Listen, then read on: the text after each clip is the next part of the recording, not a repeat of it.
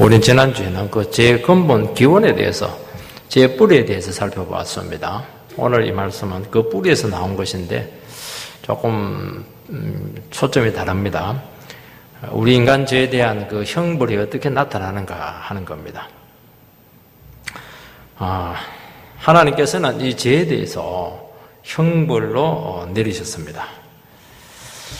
근데 이 형벌을 생각할 때 우리가 단지 지옥 간다 그런 것이 아니고, 이 형벌이 이 현실 삶 속에서 구체적으로 어떻게 나타나는가 하는 것을 보여주고 있습니다. 하나님께서는 인간들이 죄를 지을 때 어떤 형벌을 내리냐면 그대로 제 짓대로 버려둡니다. 요즘 장마철이 길어지다 보니까 습도가 참 높습니다. 방을 그대로 두면은 습기 때문에 곰팡이가 피고 온갖 바이러스가 기생을 해서 이게 병인군이 득실거리게 됩니다. 인간도 마찬가지입니다. 하나님께서 은혜의 손을 거두시는 순간 사람들은 마음껏 살 수가 있습니다.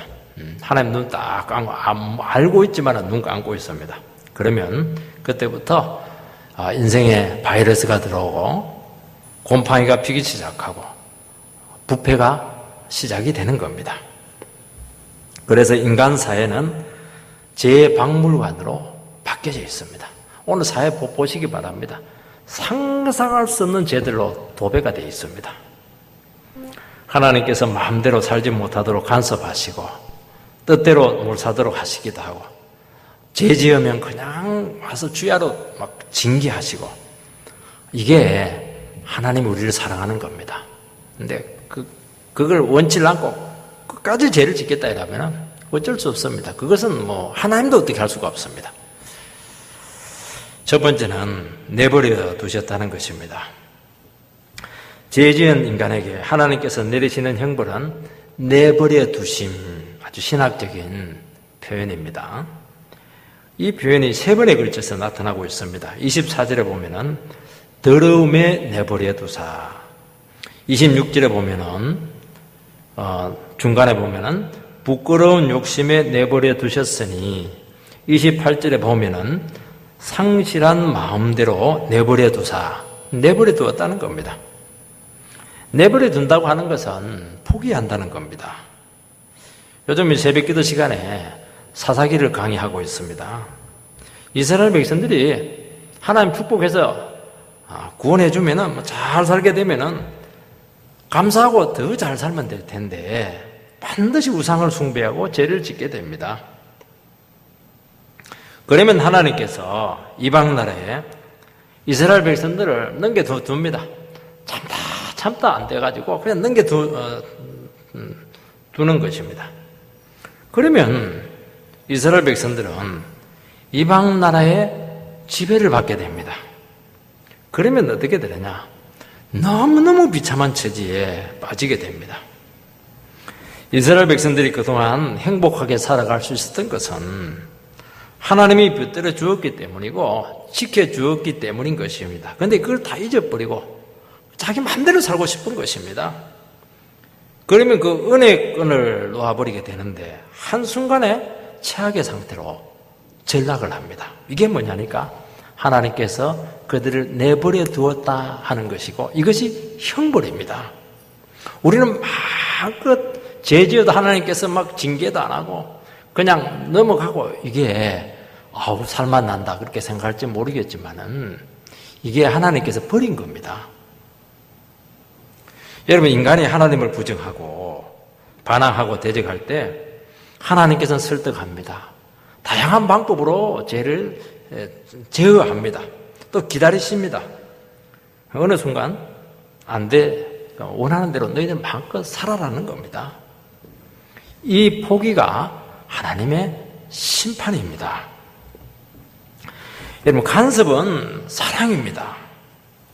죄 짓고 잘못할 때 간섭하고 막 잔소리하고 막 책망하고, 이것은 아직 포기를 하지 않는 것입니다.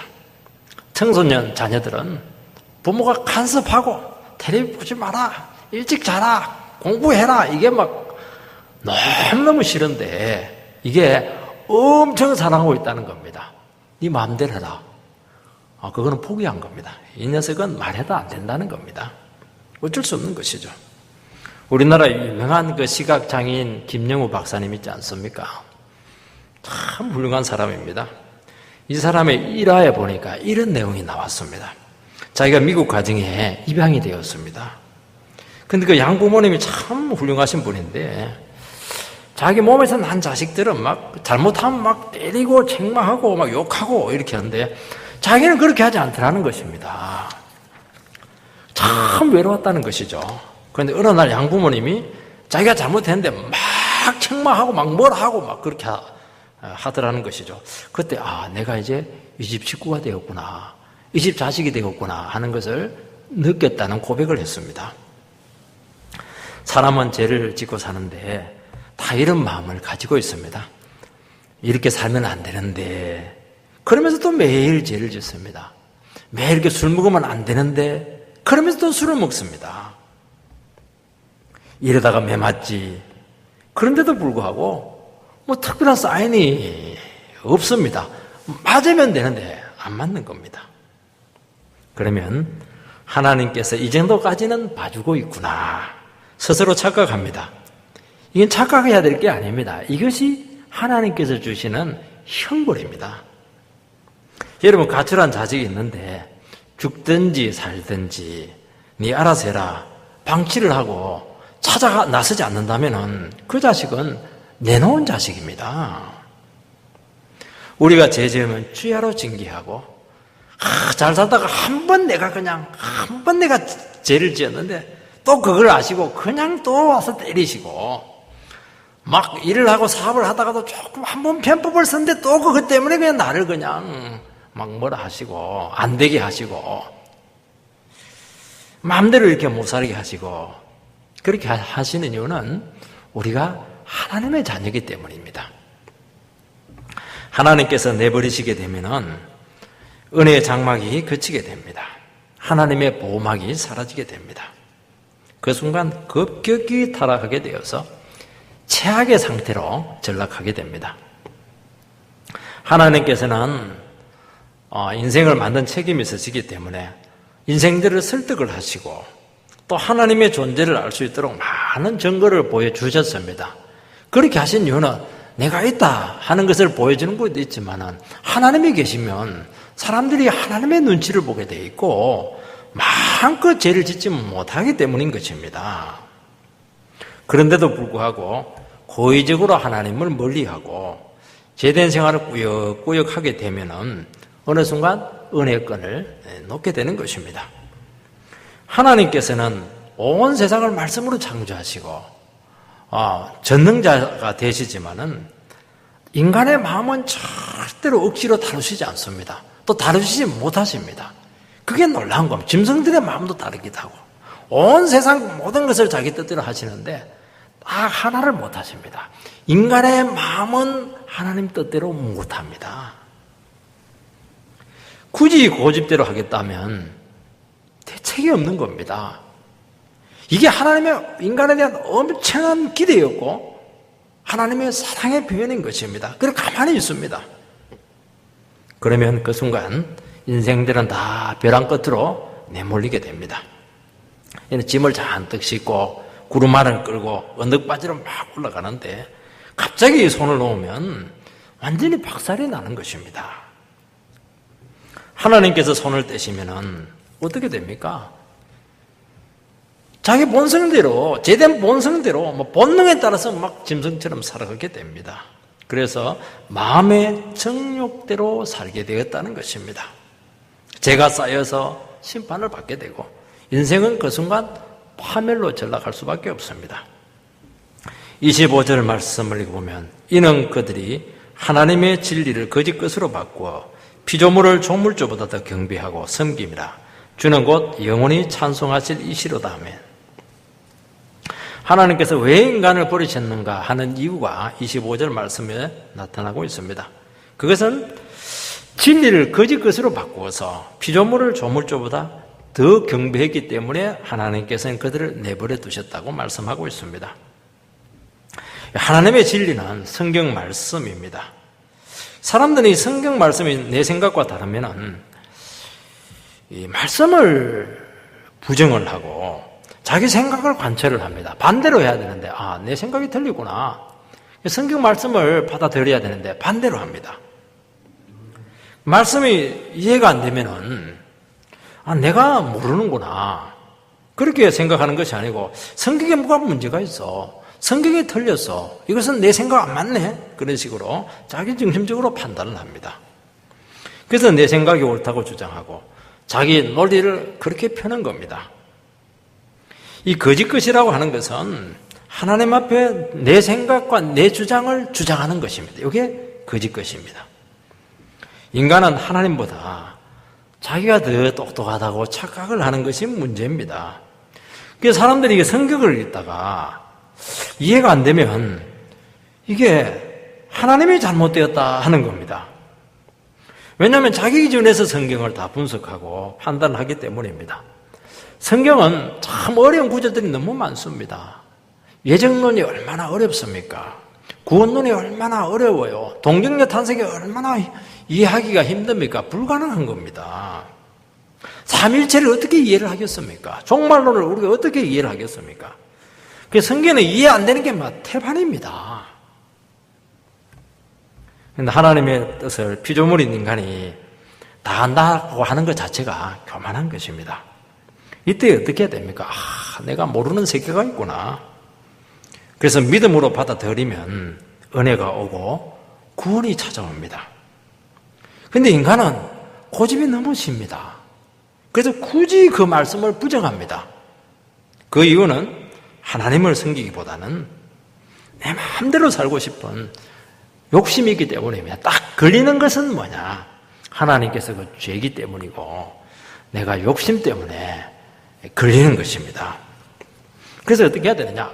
내가 하나님 말씀을 이해하지 못하는 건 무지하구나. 그렇게 하면은 나를 내려놓고 포기하고 내 속에 있는 죄를 고백을 하고 욕심을 내려놓으면은 이 말씀이 이해가 됩니다. 그렇게 하기 싫은 것입니다. 그래서 하나님을 인정하기 싫은 것이 문제였던 것입니다. 원래 인간은 하나님을 섬기는 존재로 창조가 되었습니다. 그 증거가 무엇이냐 하니까 하나님께서는 인간을 창조할 때 하나님의 형상대로 창조를 한 것입니다. 하나님의 형상대로 창조했다고 하는 것은 무엇이냐니까 우리 속에 하나님의 속성을 많이 이렇게 넣어두었다는 것입니다. 그렇게 한 이유는 하나님을 마음껏 찬양하도록 하기 위해서 그렇게 한 것입니다. 그런데 인간의 범죄를 하게 됩니다. 인간의 범죄라고 하는 것이 무엇이냐면은 하나님 찬양하지 않고 하나님 없이 나를 찬양하겠다. 내 스스로의 힘으로 살겠다. 내가 얼마나 위대한 사람인가 하는 것을 내가 삶에서 증명해 보이겠다. 이게 뭐냐니까 죄입니다. 선악과 사건이 무엇입니까? 하나님 간섭하지 않고 하나님 없이 내가 하나님에 대해서 내 인생을 주장하겠습니다. 그게 선악과 사건이고 그게 원죄입니다. 하나님을 어떻게 하든지 부정하고 내 인생에서 하나님을 몰아내려고 했던 것입니다. 그것이 무엇이냐? 진리를 거짓 것으로 바꾸는 작업입니다. 물론 인간이 진리를 부정한다고 해서 부정되는 것이 아닙니다. 내 뜻대로 막 산다고 해서 내 뜻대로 되는 게 아닙니다. 하나님 뜻대로 됩니다. 우리도 말하지 않습니까? 밑에서는 아무리 해도 소용없어요. 오야지 뜻대로 다 되는 겁니다. 뭐라고 말씀하고 있습니까? 주는 곧 영원히 찬송하실 이시로다. 아멘. 인간이 뭐라고 해도 하나님은 하나님대로 한다는 겁니다. 하나님 찬양받는 그 길로 하겠다는 겁니다. 그런데도 불구하고 인간은 스스로의 힘으로 살아가려고 합니다. 결국 하나님을 섬기지 않고 하나님의 대체물을 거기다가 갖다 놓습니다. 그래 피조물을 갖다 놓고 섬깁니다. 하나님의 자리에 우상을 갖다 놓고 하나님으로 섬기는 것입니다. 왜냐? 하나님은 너무 부담스럽기 때문입니다. 그래서 하나님의 자리에 뭘 갖다 놓습니까? 재물을 갖다 놓습니다. 권력을 갖다 놓습니다. 자기 자신을 갖다 놓습니다. 인간이 궁극적으로 가치 있게 생각하는 많은 보물들이 있습니다. 나의 인생에 있어서 이것은 너무 소중해. 인간관계 너무 소중하고 하나님 외에 어떤 의지할 만한 것들을 안심이 되게 하는 것들을 그 자리에 갖다 놓습니다. 결국 이 가치, 이 의미를 부여하는 것은 사람이기 때문에 결국에는 우상 숭배라고 하는 것은 자기 자신이 우상이 되는 겁니다. 자기가 신이고 자기가 인생을 조종하고 마음껏 살겠다 하는 것이 우상 숭배의 정신 속에 들어있는 것입니다. 그러면 하나님께서는 그러면 네가 해라. 네가 신이니까 나를 몰아냈으니까 나는 뒷짐지고 있겠다. 책임은 너가 져라. 그 마음대로 살도록 내버려둘 수밖에 없는 겁니다. 28절 말씀을 보면 또한 그들의 마음에 하나님 두기를 싫어하며 하나님께서 그들을 그 상실한 마음대로 내버려 두사 합당하지 못한 일을 하게 하셨으니 마음에 하나님 두기를 싫어했습니다. 하나님을 인정하지 않겠다는 겁니다. 여기서 좀 이렇게 단어 해석을 좀 해야 됩니다. 이 마음이라고 하는 헬라어는 이제 에피그노시스입니다. 이 그노시스가 뭐냐면은 지식입니다. 지식. 에피라고 하는 것은 내면으로 어떤 본질적인 거, 깊은 거 이런 의미를 가지고 있습니다. 그 에피그노시스 이렇게 하면은 내적인 어떤 깊은 지식, 본질적인 그런 의미를 가진 하나님과의 관계에서 나온 어떤 지식을 의미합니다. 이 싫어한다고 하는 것은 이 금속이나 강물을 불 속에 넣어서 이게 진부를 시험해 본다 그런 의미를 가지고 있습니다. 테스트를 해본다는 것입니다. 그러니까 하나님의 말씀도 이와 같이 시험을 해보고 내가 받아들일 것인지 말 것인지 판단을 하겠다는 것입니다. 싫어한다고 하는 것은 감정적인 의사표현입니다. 객관적으로 옳고 사실에 근거한 그런 것이 아닌 것입니다. 내가 싫으면 싫은 것이고 내가 좋으면 좋은 것입니다. 사람은 하나님의 존재를 무시할 수는 없습니다. 물어보면 하나님 계시다고 하고 또 교회도 나오고 기도도 하기도 합니다. 그러나 진리를 받아들이고 인정하는 것을 싫어합니다. 그래서 신앙은 뭐냐? 신앙은 봉사도 아니고 신앙은 어떤 행동 이전에 하나님 말씀을 내가 온 인격으로 받아들일 수 있는가? 이게 신앙입니다. 제가 하나님 말씀을 붙들으라 하는 이유는 뭐냐? 그러니까 말씀을 들으라. 말씀을 듣고 말씀에 사로잡히라 하는 이유는 바로 이 근본적인 문제가 확인이 되지 않으면 그 다음부터는 아무것도 안 되게 되어 있습니다. 아무리 오랫동안 신앙생활을 해도 전혀 잘하지 않습니다.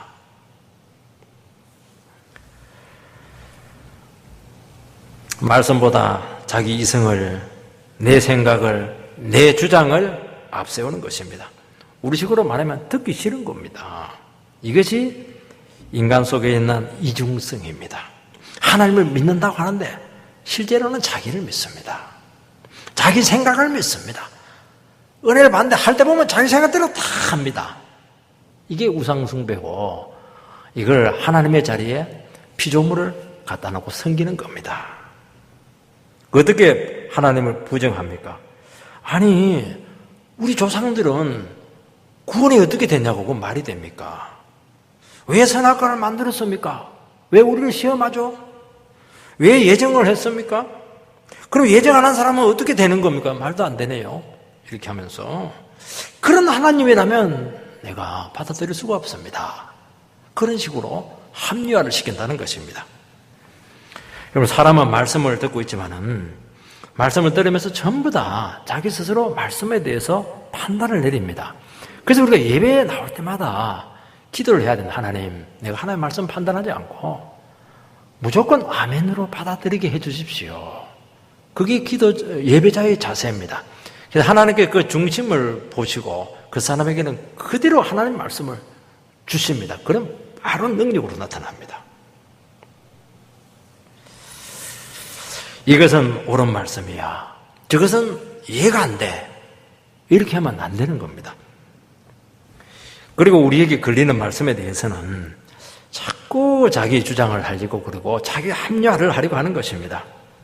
이것이 진리를 왜곡하는 전형적인 방식입니다. 마치 성경에 근본적인 문제가 있는 것처럼 자꾸 자기 주장을 펼치는 것입니다.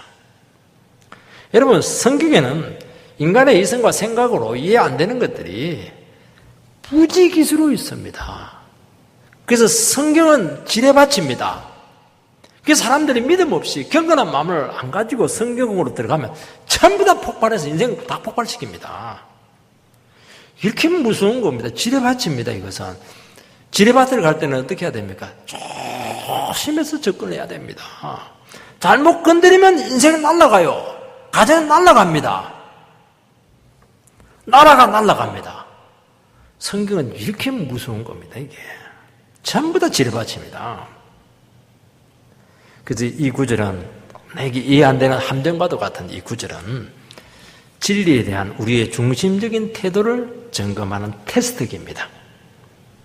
절대로 성경은 호락호락하지 않습니다. 왜냐하면 내가 주인으로 있는 한에서는 절대로 안 열립니다. 여기서 내가 어떤 인생의 덕될 걸 끄집어내가지고 써먹어야지. 아이고, 그냥 명심보감 읽고 논어나 읽고 노자나 읽는 게 훨씬 더 낫습니다. 그거 보면 이해될 게 정말 도움되는 게 많아요. 성경은 절대로 도움이 안 됩니다. 기독교를 싫어하는 사람은 사랑의 하나님이 어떻게 지옥을 만들 수 있겠습니까? 그렇게 의문시합니다. 모든 사람들을 다 구원해야지 천국 가게 해야 한다는 겁니다. 자기중심적인 논리인데 이런 모든 생각들이 전부 다 깨져야 성경이 열리는 것입니다. 여러분, 십자가처럼 우리 신앙에 걸림돌이 없습니다. 하나님의 아들이 십자가에 달려 죽어야 될 정도로 그렇게 죄인은 아니라는 것입니다. 하나님의 기준이 너무 높습니다. 너무 엄격하고 너무 무서운 폭군이라는 것입니다. 왜 이런 말을 합니까? 자기 죄를 모르기 때문입니다. 알더라도 자기 죄를 인정하기 싫기 때문인 것입니다. 왜 하나님의 아들이 천의의 몸으로 왔습니까? 결국에는 죄 문제거든요. 그래서 자기 죄 문제를 알지 못하는 사람들은 절대로 성경이 열리지가 않습니다.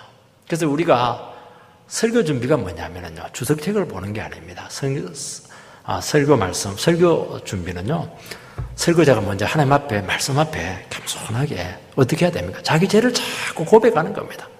그러면 성경이 열리고, 그래서 설교 준비를 하려면 몇 분 까무러쳐지고 죽다 살아나야 됩니다. 끙끙 앓을 때 끙끙 앓아.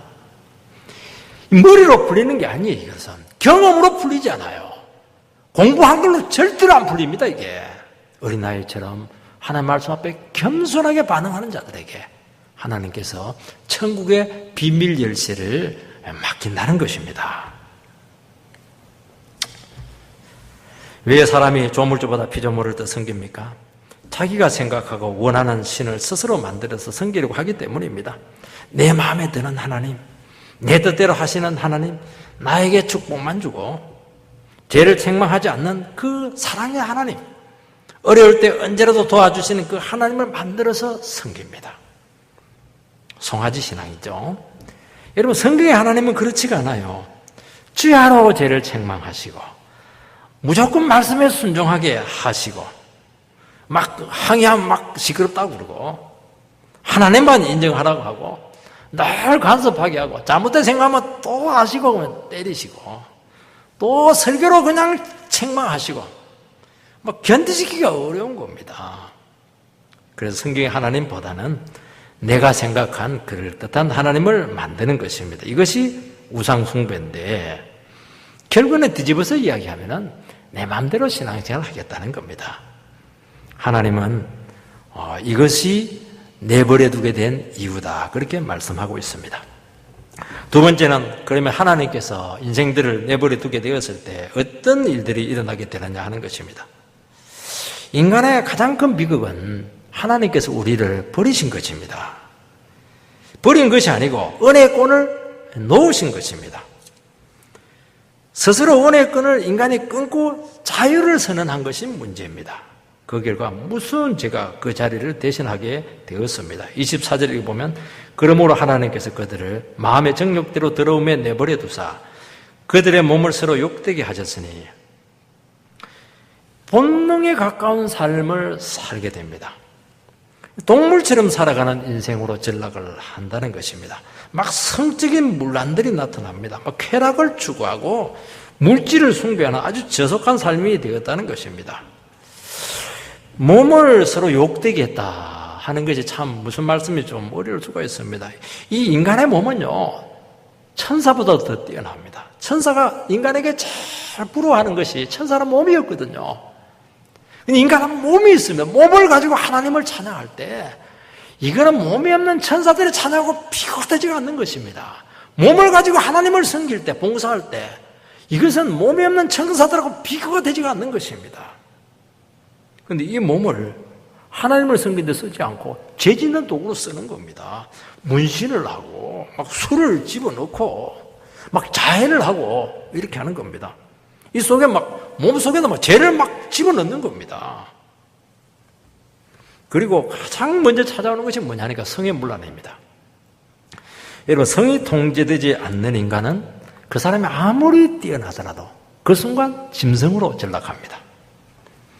여러분, 이 세상에서 가장 즉각적이고 직접적으로 쾌락을 주는 것은 성입니다. 그래서 인간의 죄 중에서 직접 몸에 짓는 죄도 이 성입니다.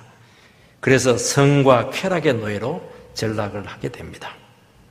26절, 27절 읽어보면 이 때문에 하나님께서 그들을 부끄러운 욕심에 내버려 두셨으니 곧 그들의 여자들도 순리대로 쓸 것을 바꾸어 영리로 쓰고 그와 같이 남자들도 순리대로 여자 쓰기를 버리고 서로 향하여 음욕이 부릴 듯하며 남자가 남자로 더불어 부끄러운 일을 행하여 그들의 그릇 때문에 상당한 보응을 그들 자신이 받았느니라. 이 부끄러운 짓을 하게 된다는 겁니다. 이 양심이 있으면 엄두도 내지 못할 일을 뽀짝이 인간은 한다는 겁니다. 그래서 그 대표적인 게 뭐냐니까 동성연애입니다. 요즘 제가 대구에 있을 때 대구 중진구가 동성로인데 키어 축제가 막 난리도 아니었습니다. 또 이게 경기도에 올라오니까 또 시장님이 또 그걸 허락을 해가지고 또 서울에 보니까 또 키어 축제가 또 난리다니 이게. 이 퀴어라고 하는 게 무엇이냐면은 이상하다, 특이하다, 영어로 그런 뜻을 가지고 있습니다. 그게 성소수자다 그런 의미입니다. 동성애자, 양성애자, 트랜스젠더 이런 것들이 다 포함되어 있습니다. 이게 부끄러운 것인데 이건 숨겨야 되는데 그걸 서울 한복판 대낮에 그냥 퍼레이드를 벌이고 그 추잡한 짓을 그냥 공개를 합니다.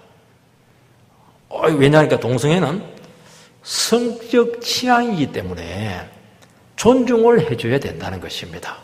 인격을 존중을 해달라는 겁니다. 물론 그 인격은 존중해야 되겠지만 동성애 자체는 죄입니다. 여러분, 소아성애자들 아이들과 성적인 그걸 하는 것을 내 성적인 취향이니까 인정해 주세요. 그 말이 됩니까? 말도 안 되는 겁니다. 그것은.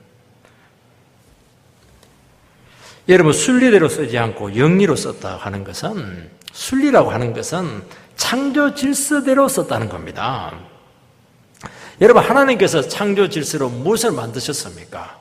남자와 여자를 만들어서 남자, 여자를 통해서 부부가 되게 했고 가정을 만들었습니다. 이게 하나님께서 만드신 창조 질서입니다.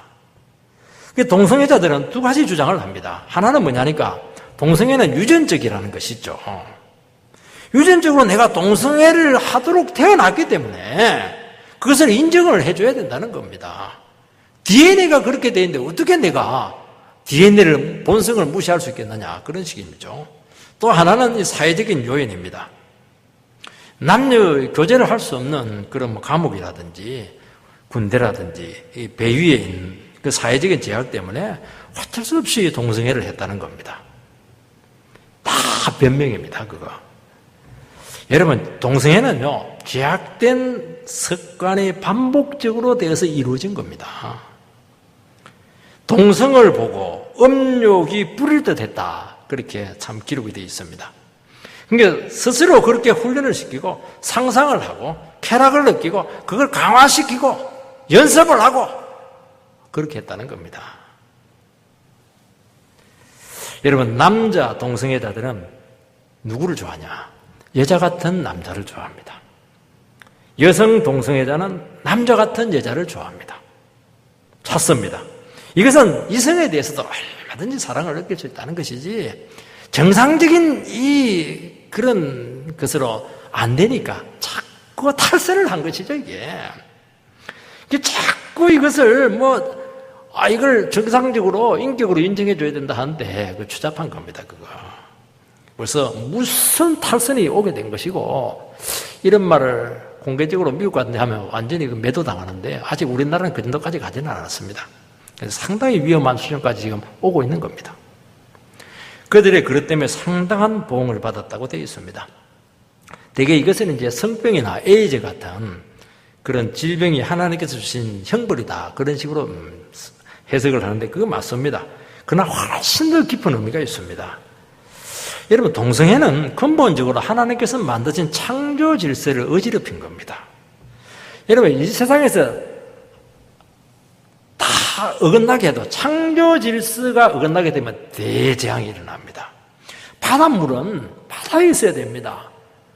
바닷물이 육지로 올라오는 것이 이게 창조 질서를 깬 것이지 않습니까? 그게 쓰나미입니다. 박살나는 것이죠. 여러분, 해는 지구는 돌아야 되는 겁니다. 하나님께 그렇게 만들어 놨죠. 지구가 멈춰져 있으면 태양 때문에 완전히 교란이 일어나게 되고 지구에 살 수가 없는 것입니다. 무시무시한 재앙이 된다는 것입니다. 여러분, 동성애는 창조 질서를 어지럽힌 것이기 때문에 그 자체가 무시무시한 재앙이라는 것입니다. 그래서 이 동성애 치료는 그 당사자 관계 자체 치료만으로도 해결되지 않습니다. 그 삶 전체가 망가져 있기 때문에 삶을 근본적으로 뜯어 고쳐서 완전히 인간 개조식으로 새로 만들어야 됩니다. 절대로 없어지지 않아요. 얼마나 뿌리가 깊은지 몰라면 되겠지. 그래서 그 삶 전체가 죄가 지배를 하고 있습니다. 그 죄된 습관이 너무너무 깊기 때문에 사람들은 이것은 유전적인 요인이다. 그런 식으로 피해 가려고 하는 것입니다. 여러분, 재앙덩어리예요, 재앙덩어리. 간음, 술, 약물, 거짓말, 이중생활. 여러분, 동성애자들의 시기심은요, 살인을 불러일으킵니다.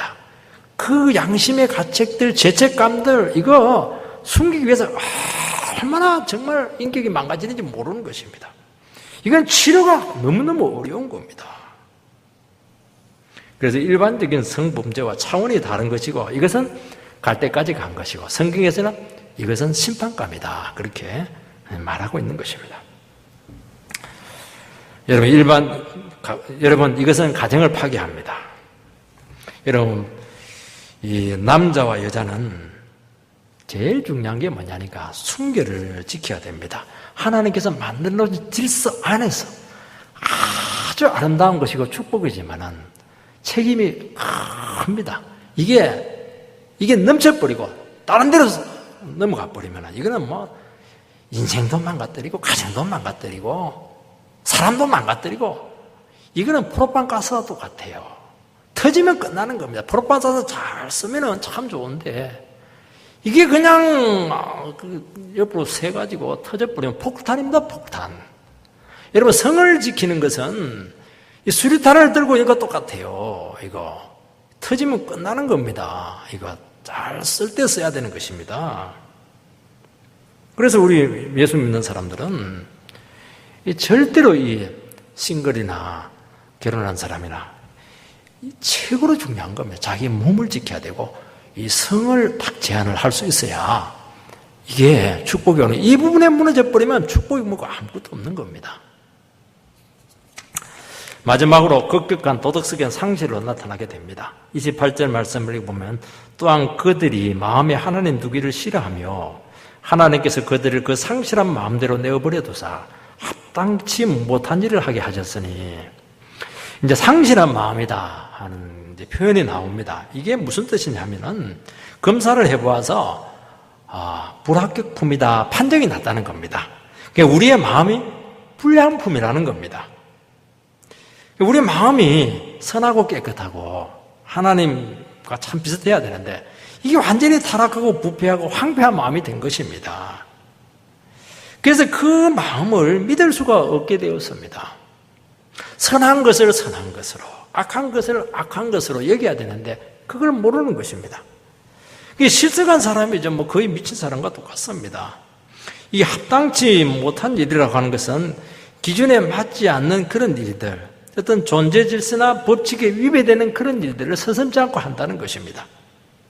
인간 사회를 유지하는 도덕성이나 기본적인 그런 법칙들이 완전히 깨어지게 되었다는 것입니다. 이런 일들이 일어난 이유가 무엇이죠?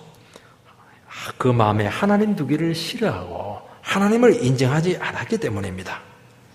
하나님 없이도 잘 살 수 있다고 생각해서 자기 마음대로 산 결과 마음이 불량품이 되어버렸습니다. 영혼이 망가졌습니다.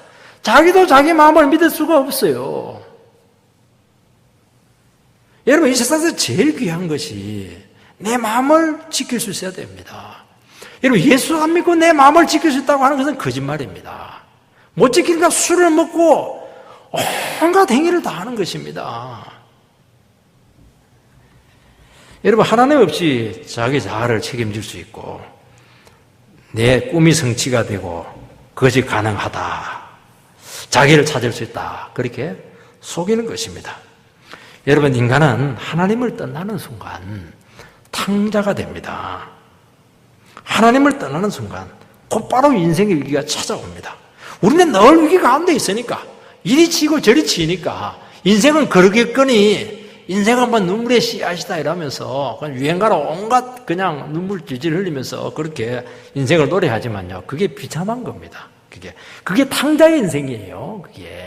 그게 정상이라고 자꾸 생각을 하는데 다 그렇게 살아가니까 정상이지, 성경으로 보면 그건 정말 문제가 심각한 것이고 회복 불능 상태에 있는 것입니다. 탕자의 인생입니다. 그게 버림받음, 고독감, 허무함, 상실감에 깊이 빠지게 되는 것입니다. 자기를 찾으려고 하나님을 떠났는데 자기를 잃어버리게 되었습니다. 끝없는 내리막길 인생으로 지금 치닫고 있는 것입니다. 참 자유를 찾으려고 하나님의 고삐를 끊어버렸는데 죄의 노예로 전락이 되어 있습니다. 그래서 문제는 스스로의 힘에서 거기서 굴려서 빠져나올 수가 없습니다. 여러분, 17세기, 18세기에 일어난 이 계몽주의는요, 인간의 가치를 되찾자, 이게 계몽주의입니다. 왜 이게 나왔냐면은 중세의 1000년 동안 이게 너무 암흑시대니까 종교개혁이 일어나가지고 그냥 가톨릭으로부터 기독교가 해방이 되었습니다. 근데 개신교가 또다시 교리로, 교권주의로 막 사람들을 억압을 겁니다. 그래서 인간은 막 꼼짝을 못하게 되었다는 겁니다. 인간 안에는 무한한 잠재력이 있고 가능성이 있는데 그것을 적극적으로 계몽을 해서 개발하자, 인간을 찾자 하는 것이 계몽주의입니다. 어려운 거 하나도 없습니다. 이것이 결국 근대 산업화를 가져왔습니다. 산업혁명을 가져왔어요. 이때 사회적인 법들, 루소의 사회계약서 이런 것들 이때 다 나옵니다. 이게 왜 나왔냐면은 인간을 긍정을 했기 때문에 이런 것들이 나오는 겁니다. 그 결과 인간성 상실이 심화가 되었습니다. 인간은 부속품으로 전락했습니다. 산업혁명이 나타나고 세계대전이 나타나고 유대인 학살 같은 인간의 가치는 점점 추락을 하게 되었던 것입니다. 그래서 인간의 가치는 제 덩어리다 하는 것을 보여주게 되었던 것입니다. 성의 상품화가 나타났어요. 예술이라는 미명으로 막 성을 전부 다 미화시킵니다. 요즘 모든 상품은 전부 다 성하고 연관이 되어 있습니다. 여러분, 차 파는 거하고 여자하고 무슨 상관이 있습니까? 왜 여자가 비키니를 입고 차 타는 데 앉아 있는 거예요, 그게? 예술과 표현의 자유다고 그러는데 다 거짓말입니다. 고도의 상업술입니다. 이런 문명의 이기가 수많은 청소년들로 하여금 재짓게 하고 있고 스스로 고립을 만들게 되었습니다. 옛날에는요, 안 그랬어요. 청소년 문제가 있어도요, 자기들이 모여가지고 막 서로 이야기하고 막 그냥 밤새도록 이야기하고 이렇게 해가지고 그 문제가 극복이 되는데 요즘은 전부 다 방으로 들어갑니다. 무슨 자기 방으로 들어가면 또 나아요. 비디오 방으로 들어가요. 노래방으로 갑니다. PC방으로 갑니다. 어른들은 찜질방으로 갑니다. 우리나라는 방이 얼마나 많은지, 다방도 있고 말이죠. 온갖 군데 다 방이 있어요, 이게. 복덕방은 좀 다른 의미도 있지만 그것도 사람들이 와가지고 막 이야기를 많이 하더라니까 보니까. 자기 공간을 찾는 것이죠. 숨기고 어둡고 독립된 공간을 찾고 싶은 것입니다. 나와야 되는데 자꾸 숨습니다. 이게 죄인은 자꾸 어두운 곳을 찾아가게 돼 있는 겁니다. 여러분, 자기 자신을 찾고 도덕성을 회복하는 길은 하나님과의 관계로 다시 돌아와야 되고 하나님께 다시 붙들려야 됩니다. 이것만이 길입니다. 저는 이게 늘 이야기하지만 나이가 들면 들수록 이거 방법에는 없다는 것을 막 절절히 느끼고 있습니다. 29절에서 31절 말씀을 보면 곧 모든 불의, 추악, 탐욕, 악의가 가득한 자요, 시기, 살인, 분쟁, 사기, 악독이 가득한 자요, 수근수근하는 자요, 비방하는 자요, 하나님께서 미워하시는 자요, 능욕하는 자요, 교만한 자요, 자랑하는 자요, 악을 도모하는 자요, 부모를 거역하는 자요, 우매한 자요, 배약하는 자요, 무정한 자요, 무자비한 자라. 온갖 치와악한 죄악들이 지금 나열되어 있는데 이것이 그 당시의 죄들입니다. 그냥 몇 가지 썼는데 그냥 21가지가 나와버렸습니다. 똑같습니다. 오늘날과 똑같아요. 마치 지옥의 뚜껑을 열어놓은 판도라의 상자를 열어놓은 것과 똑같습니다. 하나님을 떠난 인간은 결국에는 끝없는 악으로 달려갈 수밖에 없다는 겁니다. 딱 뚜껑을 열어보니까 완전히 죄의 판도라예요, 이게. 거기서 뭐 좋은 것이 있는가 싶어서 봤더니 아니에요. 전부 다 썩어 있습니다. 결국에는 하나님을 알 수 있는 모든 지각까지 다 잃어버리게 됩니다. 32절을 보면 그들이 이 같은 일을 행하는 자는 사형에 해당한다고 하나님께서 정하심을 알고도 자기들만 행할 뿐 아니라 또한 그런 일을 행하는 자들을 옳다 하느니라. 이 구절은요, 인간의 악이 어디까지 갈 수 있는가 하는 그 극점을 보여주고 있습니다. 이 위에 열거했던 그 21가지 죄악을 행하면은 사람들도 알아요. 이 짓 하면은 망한다. 사형감이다. 하는 것을 다 알고 죄를 짓습니다. 이게 제가 무서운 것입니다. 이게 심판을 무서워할 줄은 모릅니다, 이게. 사람들은 죄를 지으면서 이렇게 살면 내가 천벌받지. 이렇게 하면서 죄를 지었습니다. 알고 죄를 짓는 겁니다. 그런데도 계속 죄를 지을 뿐만 아니라 그와 같은 죄를 짓는 사람들을 보면서 그렇게 사는 것이 옳다. 그렇게 얘기한다는 겁니다. 그래야 자기도 양심이 편하기 때문입니다. 사람이 어떻게 죄 안 짓고 살 수 있어? 적당한 죄는 삶의 활력소가 되고 스트레스 해소에 참 좋아. 또 보면 세상의 재미있는 것들은 전부 다 죄하고 연결되어 있습니다. 신기하죠? 그래서 이 죄라고 하는 것은 우리가 아는 것하고 행하는 것하고 완전히 다릅니다. 죽을 수도 있는데도 불구하고 죄는 끊지를 못합니다. 이게 문제예요. 왜냐하니까 이 죄라고 하는 것은 중독성이 있기 때문입니다. 끊을 수가 없어요. 간이 나빠져가지고 완전히 망가졌는데도 병원 갔다 또 퇴원하면 또 그냥 마시는 겁니다, 이게. 폐암에 걸려가지고 지금 죽어가고 있는데 또 퇴원하면 또 그냥 담배를 피우고 있는 겁니다. 안 되는 겁니다, 이게. 끊을 수가 없습니다. 왜냐하면 중독성이 있어가지고 아주 독특한 재미들이 있고 그 맛이 있습니다. 선한 것을 하십시오. 맛이 하나도 없어요. 괴로움만 있습니다. 제지합시다. 그러면 샥 이러면서 막 속에서 막 기쁨이 확 나와요, 순간적으로. 여러분, TV 리모컨 이거 못 겁니다, 이거. 천지가 계획을 몇 분 해도 안 돼요. 꺼야지. 5분만 하면 홀라당 하루 종일 다 날아갑니다, 이게. 얼마나 이 끄는 게 이게요. 예수님이 그래서 십자가에 못 박혀 죽었다니까요. 이거 끄는 게 이게 그냥, 이게 끌 수만 있으면 이 사람은 인생 성공이에요. 못 겁니다, 못 꺼.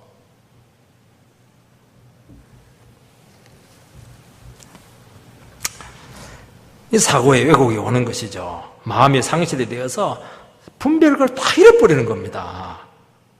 여러분, 죄에 딱 쏘여버리면요, 한순간에 그냥 생각이 짐승이에요, 이 사람이. 그렇게 고상하고, 그렇게 분별력이 있고, 지혜로운 말을 했는데, 보면 막, 말하는 거 보면 완전히 멍텅이입니다, 멍텅이. 말도 안 되는 소리로 어거지를 부리고 우길 때 보면요, 뒤에 탁 보면은 숨겨진 죄가 있다는 것을 알게 됩니다. 기도해 줘야 돼요. 그 말해봐야 소용 안 됩니다. 사람은 죄를 지을 때요, 서리를 막 느낍니다. 수업 빠지고 몰래 영화 보고 오고, 학교 들어올 때도 정문으로 안 들어오고, 개구멍으로 들어오면 막 얼마나 서리이 있는지 몰라요. 맞아 죽을 줄 모르고 그렇게 합니다. 불륜을 하면서도 죽을 줄 알면서 못 끊습니다. 사망과의 아슬아슬한 서리를 즐기면서 너무너무 재미있습니다. 망할 줄 모르고 말이죠. 그러면서 합리화를 합니다. 인생은 다 그렇게 사는 거라고. 이번에 유명 배우가 암에 걸렸는데도 아직도 정신을 못 차리고 있더라니까요. 아내는 애인보다 더 소중하다.